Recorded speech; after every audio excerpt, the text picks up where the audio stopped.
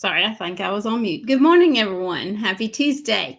Welcome to Tuesday Tips. Cut the gibberish. Come on in. I'm excited to be here with you today.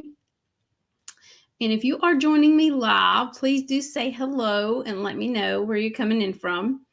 I would love to hear that. And we are streaming on various different platforms. Sorry, it says weekly live at the bottom. Let me fix that right quick.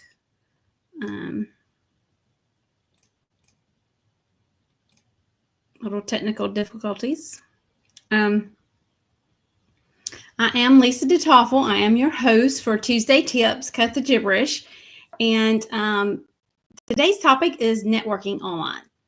And I am also the founder of Relationship Communications. So I hope you would join me later this week for our weekly live that takes place on Friday mornings at 10 a.m.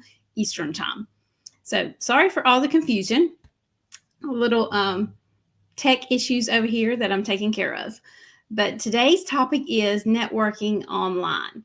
So networking online refers to the process of building and maintaining professional or personal relationships through digital platforms and tools, such as social media, forums, and communication apps, to share information, to collaborate, and to achieve mutual goals. It emphasizes creating meaningful connections rather than simply accumulating contacts. Okay. Sometimes those two can be confusing for people. So I kind of wanted to explain that and simplify that a little bit. So your goal should be to create the meaningful connections, not just simply accumulate contacts. Okay. Have a very long contact list or what have you. According to LinkedIn Global, they report that 81% of professionals believe that building strong relationships is the key to success in their careers.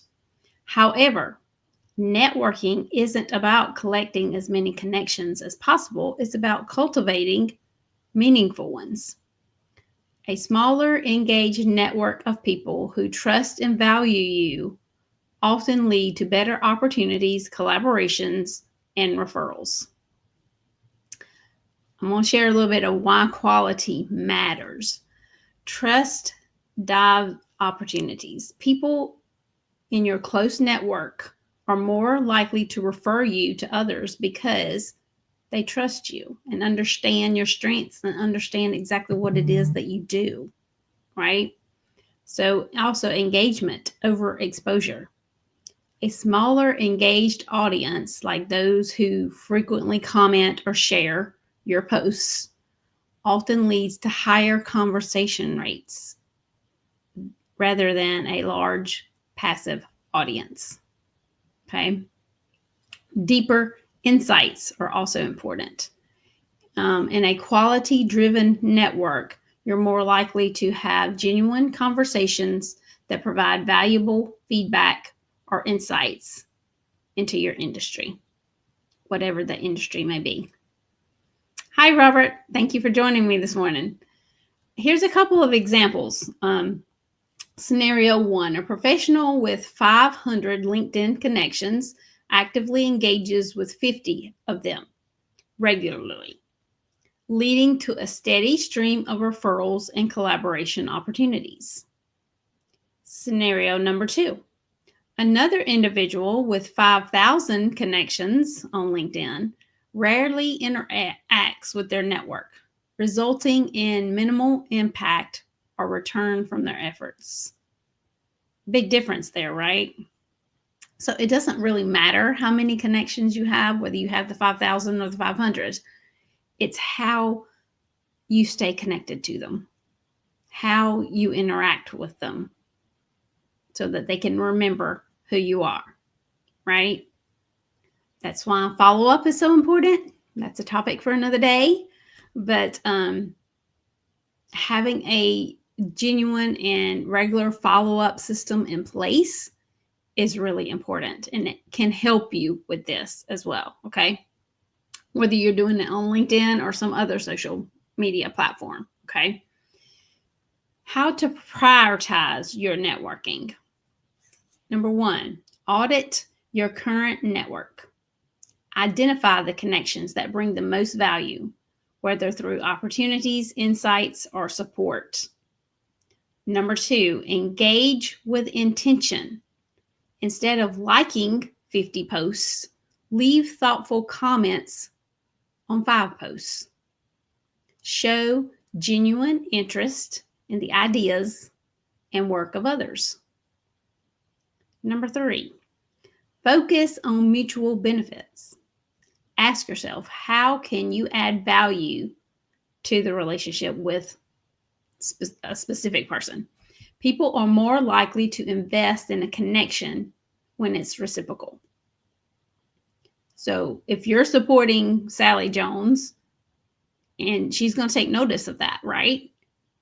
And in return, she's going to support you too. So if you're commenting on what she is posting on LinkedIn or whatever social platforms she's on, she's also going to start commenting on what you're putting out there, right?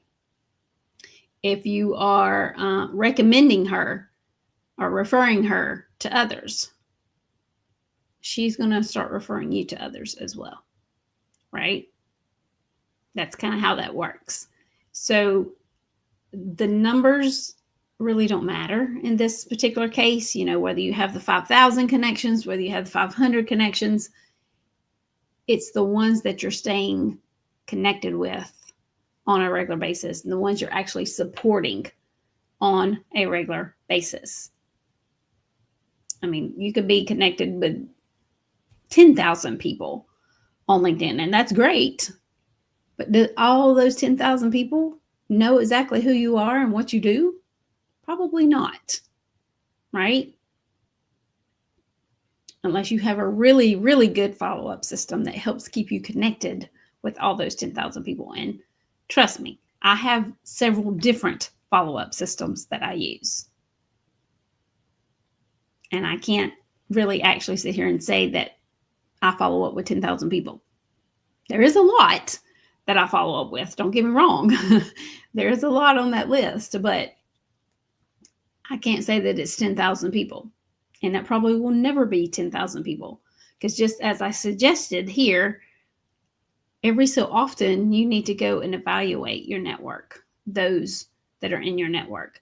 Because if they're not scheduling coffee chats with you, catch up coffee chats, etc., or they're not commenting on what you're putting out on social media. In other words, if they're not engaging with you some way, shape, or form, you need to take them off your list. All right. So every 6 months or once a year or whatever works for you, you need to go and reevaluate those people on your list or those that you follow up with on a regular basis or you try to stay engaged with on a regular basis. Because if they're not engaging with you or supporting you in some specific way, they no longer need to be, they're no longer serving you. And therefore, most likely you're not serving them either. So you can take them off that list, take them out of your network altogether. Because that's what networking is all about, right? Is building those valuable and strong connections with the people that are in your network, right?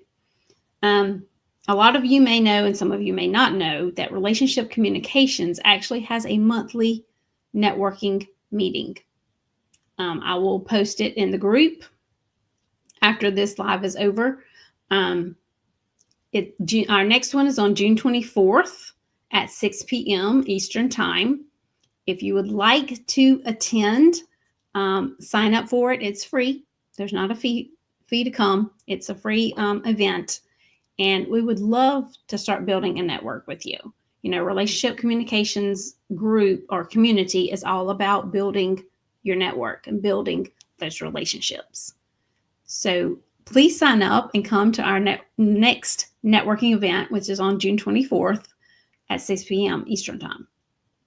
And we would love to have you. We would love to get to know you and your business and possibly start referring you to others, right? That's what networking is all about. So I hope this was beneficial and helpful for you. If you have any questions, please post them in the comments below or reach out in a private message. I'll be happy to answer your questions. Have a great week, and I will see you again soon.